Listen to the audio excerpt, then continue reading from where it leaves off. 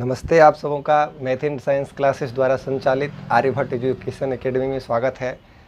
पिछले क्लास में हम लोगों ने संस्कृत व्याकरण में वर्ण और उसके भेदों को जाना और उसके उच्चारण स्थान, वर्णों के उच्चारण स्थान को जाना। अब हम लोग जो है यहाँ पर प्रत्याहार को जानेंगे।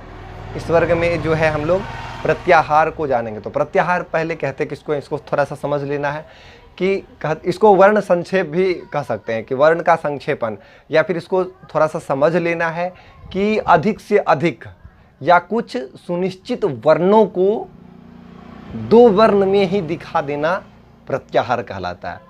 अभी यहाँ पढ़ेंगे तो देखेंगे कैसे कि यहाँ पे दो ही गो है, इसका मतलब 3-4 वर्ण कैसे हो जाता है। तो इसको हम लोग जब सीखेंगे तो जान पाएंगे। तो इसको हम लोग इसीलिए वर्ण संक्षेपण भी कहते हैं कि कई वर्ण है और उसको संक्षेप करके दो में लिख दिए। इसको माहेश्वर सूत्र कहा जाता है। ऐसा माना जाता है कि इस 14 यह जो सूत्र हैं, 14 यहाँ से लेकर के यहाँ तक, ये 14 माहेश्वर सूत्र हैं। इसको भगवान शिव ने दिया था, लेकिन वो उनके द्वारा रचित व्याकरण उपलब्ध नहीं हो पाया। लेकिन आज भी यह सूत्र हम लोगों के मौजूद है गुरु शिष्य परंपरा से। जैसे हमको कोई गुरु ने बताने का काम किया, हम आपको बता रहे हैं, आप भी किन्हीं और को बताएंगे, फिर इसी प्रकार चलते रहेगा। किताब तो नहीं मिल पाया, लेकिन गुरु शिष्य परंपरा से जो है यह प्रत्याहार का माहेश्वर सूत्र जो है भगवान शिव के द्वारा दिया गया, यह सूत्र आज भी हम लोगों के समक्ष मौजूद है। तो इसको क्रमबद्ध ही लिखेंगे तभी प्रत्याहार बन पाएगा। अब 14 ये हैं सूत्र, अब इसको एक के बाद 3 नंबर लिख देंगे, 2 नंबर, तो फिर पूरा गलती ये हो जाएगा, तब प्रत्याहार जो है बना नहीं पाएंगे, वर्ण संक्षेपण हम लोग कर नहीं पाएंगे। तो इसको करने के लिए जो है ये 14 सूत्र और क्रमबद्ध तरीके से हमको याद करना होगा, क्रमबद्ध तरीके से याद होना चाहिए। ये 14 सूत्र हैं, इसको जान लेना है। ऐ उण रील ऋक एओंग अयौच हैवरत लन यमंगरणम झभें घटधस जब गड़दस खप छठ थौ चटतव कपय ससर हल। यह जो है माहेश्वर सूत्र है। इसको फिर से देख लेते हैं। ये है ऐ उण रील ऋक एओंग अयौच हैवरत लन यमंगरणम झभें घड़धस जब गड़दस खप छठतौ चटतव कपय। ये इसका उच्चारण थोड़ा ध्यान से करना है, काहे कि इसके पूर्व में हम लोग उच्चारण स्थान ही पढ़े। तो क्या है, यहाँ तालव्य, ये मूर्धन्य और ये दंत है, तो इस प्रकार से उच्चारण करना है। सर और अंतिम में हल। तो यह 14 क्रमबद्ध तरीके से याद कर लेना है, तब हम लोग वर्ण संक्षेपण कर पाएंगे और प्रत्याहार को बना भी पाएंगे, समझ भी पाएंगे। तो यह जो है माहेश्वर सूत्र है। उसके बाद जो है हम लोग जानेंगे कि प्रत्याहार बनाने की विधि, ये बनेगा कैसे।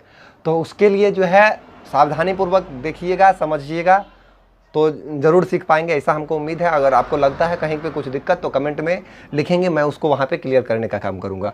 अब देखिए यहाँ पे जो है बनाने में क्या करना है, तो जो वर्ण संक्षेपण में, इधर देखिए ये हम आपको दिए हैं बनाने के लिए, ये आपको बनाने हैं। इधर मैं उदाहरण बताऊँगा, ये आपको अपने से बनाने हैं।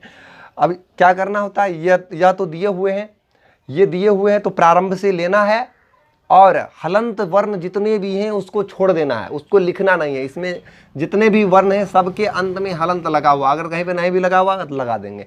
14 सूत्र हैं, सभी के अंत में हलंत लगा हुआ है, तो हलंत वर्ण को छोड़ देना है और जहाँ से जो वर्ण दिया गया है वहाँ से प्रारंभ करना है। उससे पहले हलंत से पहले, वहाँ से आने से पहले हलन से पहले रोक देंगे, तब वहाँ पर जाकर के हमको पता चल पाता है कि 2 वर्ण के अंदर कितने वर्णों को समाहित करके रखा गया है।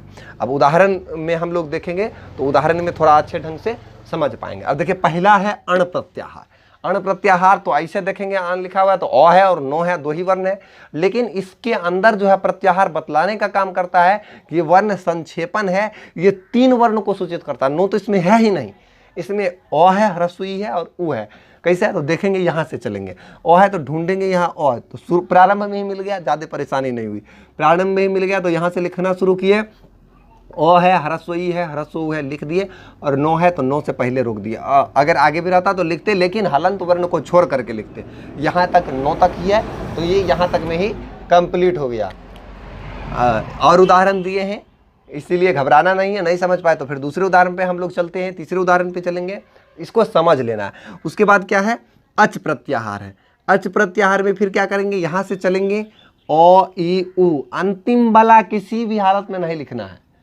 अब ये नहीं कि यहाँ पे था नो तो उससे पहले छोड़ दिए, कोई भी हलंत वर्ण नहीं लिखना। च्वा से पहले जाके रुकेंगे, वहाँ तक चलना है। च्वा जहाँ तक नहीं मिलेगा, च्वा मिलेगा तो उरा से पहले रोक देना, नहीं मिलेगा तो बढ़ते रहना, बढ़ते रहना है। तो ओ है, ई उ री लरी ए ओ, क्या है यहाँ पे अच प्रत्याहार है ना, अच प्रत्याहार है, इसमें और आएगा ओ ई उ री लरी ए ओ आय औ तक आएगा, यहाँ तक चो आ गया तो रोक देना है।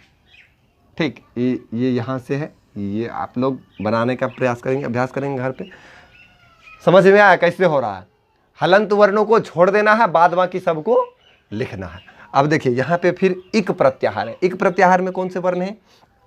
तो यहाँ से शुरू करेंगे, ई जहाँ से मिलेगा, ई यहाँ पे मिल गया तो ई लिख लिए, ऊ लिख लिए, अंतिम वर्ण को तो लिखना ही नहीं है। री लिख लिए, लरी लिख लिए, क मिल गया तो क मिल गया तो वहाँ तक जो है क से पहले रुक जाएंगे, ये हो गया। अब उसके बाद है एंग। एंग है तो पहले ए ढूंढेंगे कि ए आया कहाँ पे, ए यहाँ पे है, ए यहाँ पे है, ए ओ। उसके बाद अंगो आ ही गया, अंगो आ गया तो अंगों को तो लिखना नहीं है, हलंत वर्ण को छोड़ के ही लिखते हैं, तो इसमें दो ही वर्ण हैं। चलिए उसके बाद एच प्रत्याहार है। एच है तो ए है, ओ है, यहाँ पे चौ नहीं ना आया, नहीं आया तो आगे बढ़ेंगे, आए ओ, चौ आ गया तो यहाँ पे ये चार वर्ण इसमें समाहित है।